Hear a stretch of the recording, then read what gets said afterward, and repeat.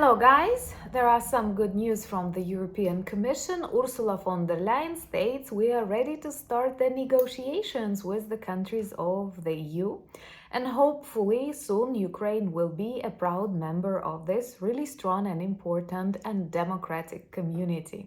I will share with you one very personal story that often repeats in my life whenever I travel abroad and meet people who have never seen a real Ukrainian.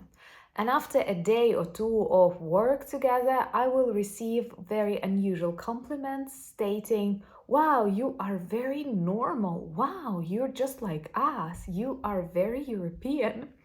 And I know these people do not mean anything bad, and it is the result of years behind the Iron Curtain when we were hidden with lots of other Eastern and Central European nations, a very unnecessary sacrifice of so many countries to another authoritarian regime after the fall of the Nazi regime.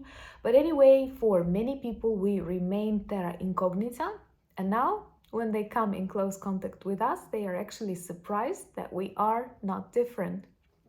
So I hope the time when it is safe to travel to Ukraine and discover how normal and European my country is, when without Russian invaders, will come soon and you will get this experience. So let me tell you more about our thoughts and feelings on the decision of the EU Commission and the start of negotiations with Ukraine from an ordinary Ukrainian perspective.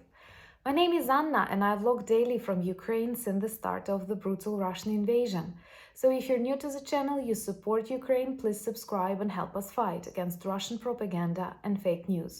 And my longtime friends, check your subscription status and hit notification button. Once again, I want to start with my gratitude to the people of the European Union who influence their politicians to think and act accordingly.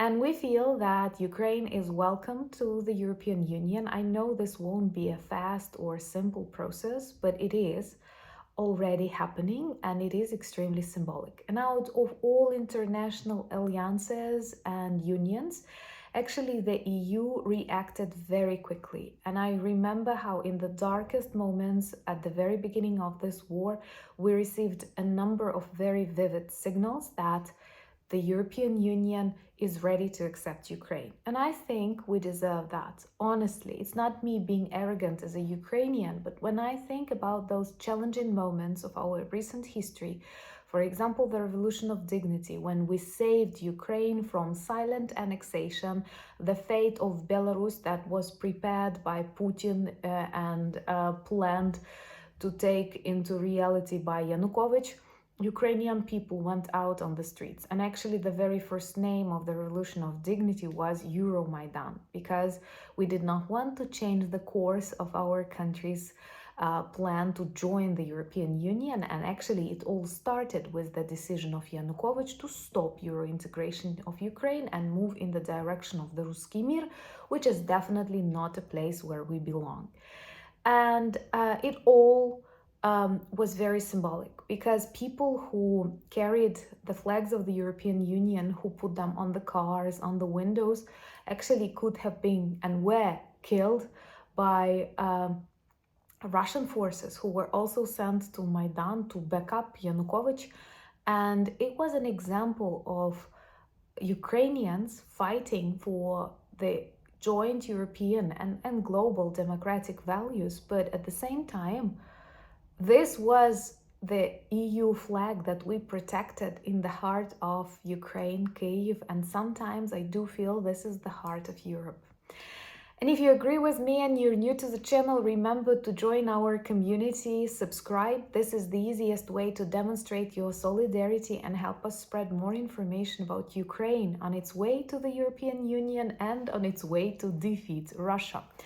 And this is an important psychological, moral defeat to the Ruski Mir, which stands on totally fake ideology, mixing everything into a chaos, a very typical Russian attitude, contrary to very simple values that unite so many diverse nations and peoples inside the EU. And I know we have to change a lot of things, and reforms are working even in times of war. Believe me, this is very difficult.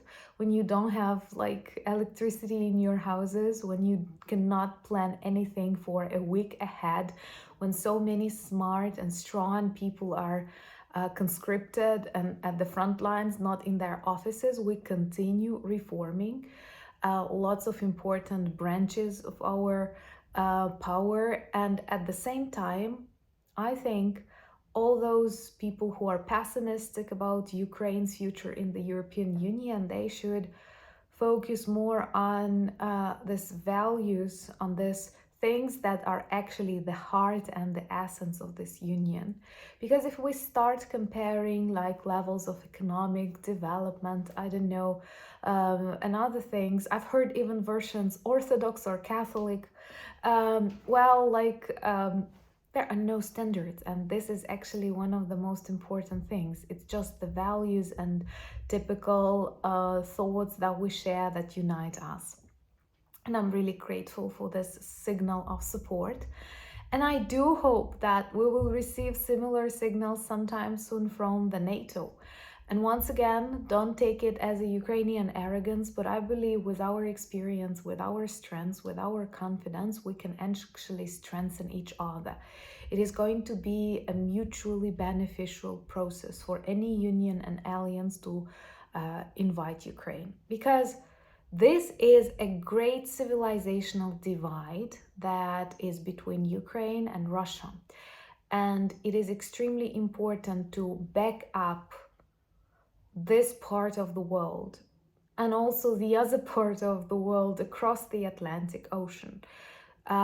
Because we often hear in the speeches of Medvedev, I know he's crazy, but he transmits the messages that are in Putin's head.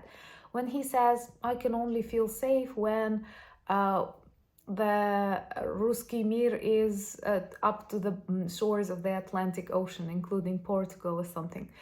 There were times when half of Berlin was actually belonging to Moscow.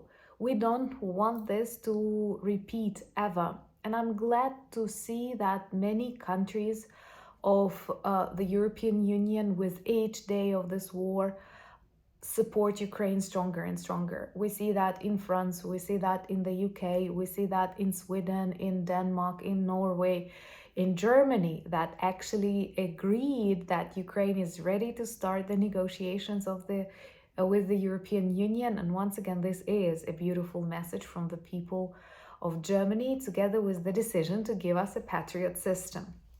So I think it is extremely just, it is extremely logical to invite Ukraine and its people to all the unions and NATO that stand for freedom, democracy, and fight against evil authoritarian regimes like Russia, like Iran, like unfortunately China.